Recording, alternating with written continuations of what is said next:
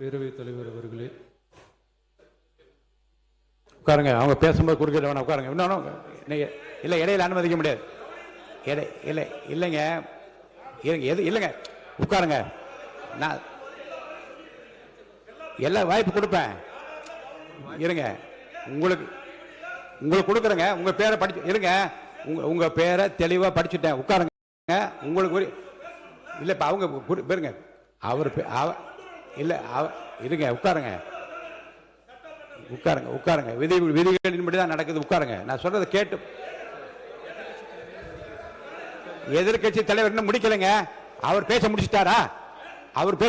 இன்னும் எதிர்கட்சி இன்னும் முடிக்கவே இல்லை. உட்காருங்க. நீங்க அவர் பேசி என்ன அதுதான் பேசுறேன். எது சட்டமோ எது விதி அதான் நான் பேசுறேன். எனக்கு பயப்பட சொல்லி நான் சொல்லுங்க. அவைக்கு பயப்படுங்க, விதிக்கு பயப்படுங்க. எனக்கு பயப்பட வேண்டாம், விதிக்கு பயப்படுங்க. மாண்புமிகு எதிர்கட்சி பேசி முடிக்கல. அவர் பேசி முடித்த இருங்க. அவர் பேசுகிற போது குறுக்கீடு பாருங்க. அவர் பேசுகிற போது தயவுசெய்து உட்காருறீங்களா?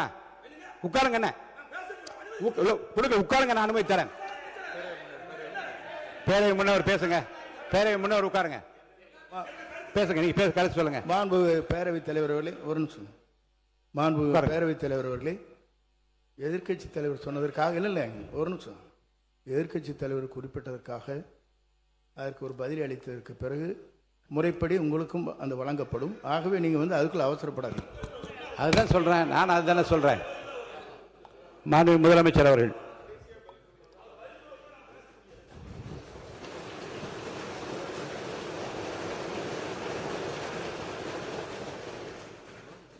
மாண்புமிகு பேரவைத் தலைவர் அவர்களே, காவிரி விவகாரத்தில் எதிர்கட்சி சில விவரங்களை கேட்டிருக்கிறாங்க. காவிரி நமக்கு உயிர் ஆதாரம், நம்மளோட உணர்வு ரீதியான ஒன்று. அதனால் அதை வச்சு அரசியல் பண்ணுற எண்ணம் துளி கூட நம்ம அரசுக்கு இல்லை.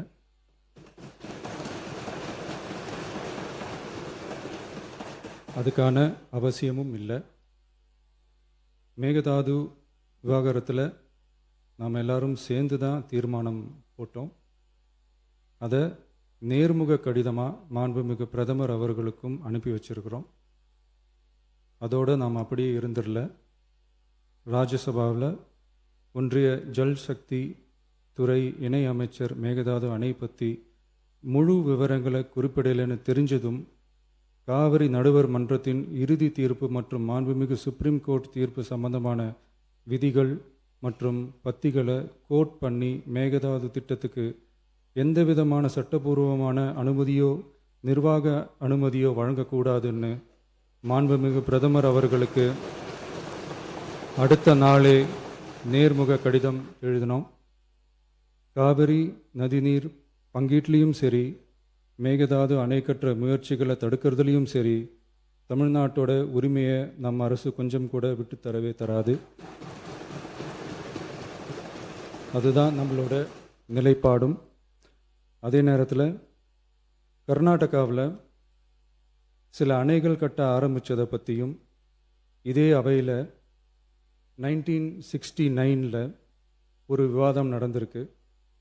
அப்போது நீர்வளத்துறை அமைச்சராக இருந்தது யார்? அப்போ அணை கட்ட விட்டது ஏன்னு கேட்டு அந்த மாதிரி சீப் பாலிட்டிக்ஸ்லாம் நான் பண்ண விரும்பலை.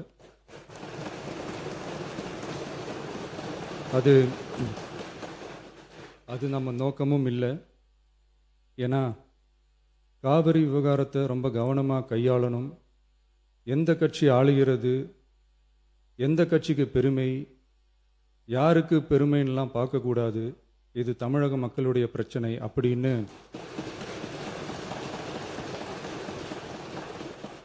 அப்போ இருந்த எதிர்கட்சி தலைவர் திரு கருத்திருமன் அவர்கள் சொன்னதை இந்த சபையில் சொல்ல விரும்புகிறேன்.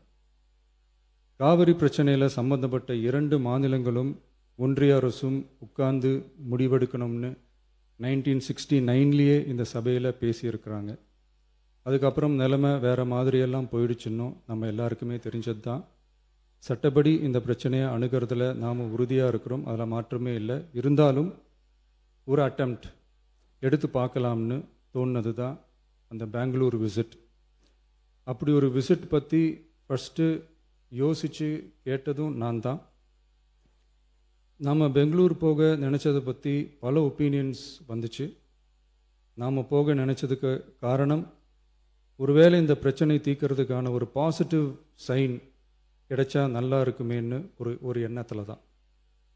இன்றைய காலத்தில் பகை நாடுகளை பேசி தீர்க்க பார்க்குறாங்க. பக்கத்து மாநிலத்தோட பேசி பார்த்தா என்னன்னு நினச்சேன்.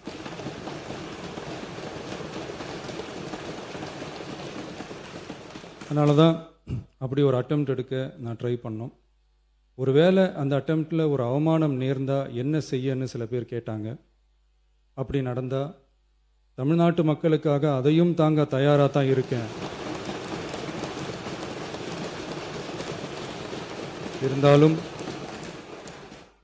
இருந்தாலும் நம்ம மேலே அன்பு காட்டின அத்தனை பேருக்கும் என்னோட நன்றிகள். இந்த காவிரி விவகாரம் பற்றி மாண்புமிகு நீர்வளத்துறை அமைச்சர் அவர்கள் உரிய விளக்கம் அளிப்பார். அதே மாதிரி காவிரி பிரச்சனையால் பாதிக்கப்பட்ட விவசாயிகளுக்கான அந்த இன்சூரன்ஸ் ப்ரீமியம் அரசே கட்டுறதை பற்றி கேட்டிருந்தாங்க. அதுக்கான விரிவான பதிலை மாண்புமிகு விவசாய அமைச்சர் அவர்கள் தருவார். அப்புறம் இந்த குறுவை சாகுபடிக்கு அந்த நிவாரண தொகுப்பு பற்றி எதிர்க்கட்சியிலேருந்து கேட்டிருந்தாங்க. அந்த குறுவை சாகுபடிக்கு அந்த நிவாரணம் ஏற்கனவே கொடுத்தாச்சு, வழங்கியாச்சு. இது அரசியலே நாங்கள் தான் அப்படின்னு சொல்லிக்கிறவங்களுக்கு இது எப்படி தெரியாமல் போச்சுன்னு எனக்கு தெரியல.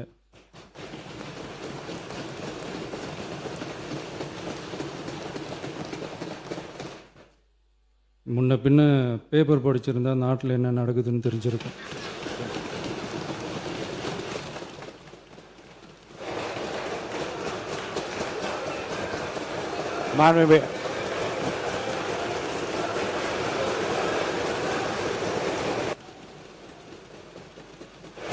மாண்புமிகு எதிர்க்கட்சி தலைவர் சுருக்கமாக.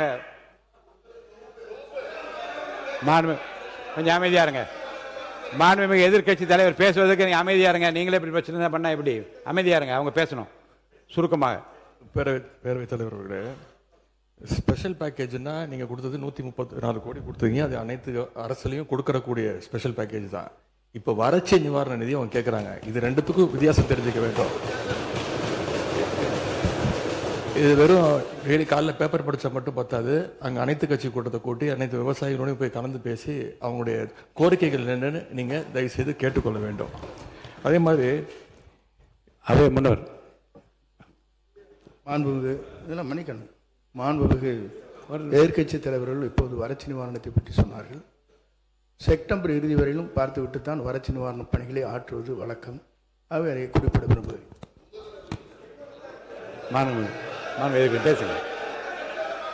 எதிர்கட்சி தலைவர், பேரவைத் தலைவர்களே, பேச அனுமதிங்க. நீங்களே இப்படி பண்ணா எப்படி?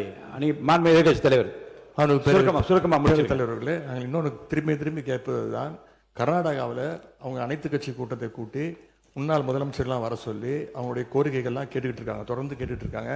இந்த தாவேக அரசு ஏன் அனைத்து கட்சி கூட்டத்தை கூட்டுவதற்கு என்ன உங்களுக்கு பயம், என்ன உங்களுக்கு தயக்கம் என்பதை நான் கேட்டுக்கொள்ள விரும்புகின்றேன். அதே மாதிரி குறுவை பாதித்த சம்பவம் இன்னைக்கு கேள்விக்குறியாக நிலையில விவசாயிகளுடைய தொடர் கோரிக்கை டெல்டா மாவட்டங்களை வறட்சி பாதித்த மாவட்டங்களாக அறிவித்து அதற்கான உரிய நிவாரணங்களை அவங்க தொடர்ந்து கேட்டுட்டு இருக்கிறாங்க. எனவே அதையும் இந்த அரசு செய்ய வேண்டும் என்று கேட்டுக்கொள்கின்றேன். நன்றி. மாண்புமிகு உறுப்பினர் திரு கே எடப்பாடி பழனிசாமி அவர்கள். மாண்புமிகு பேரவைத் தலைவர்களே, நான் ஏற்கனவே பேச வந்தது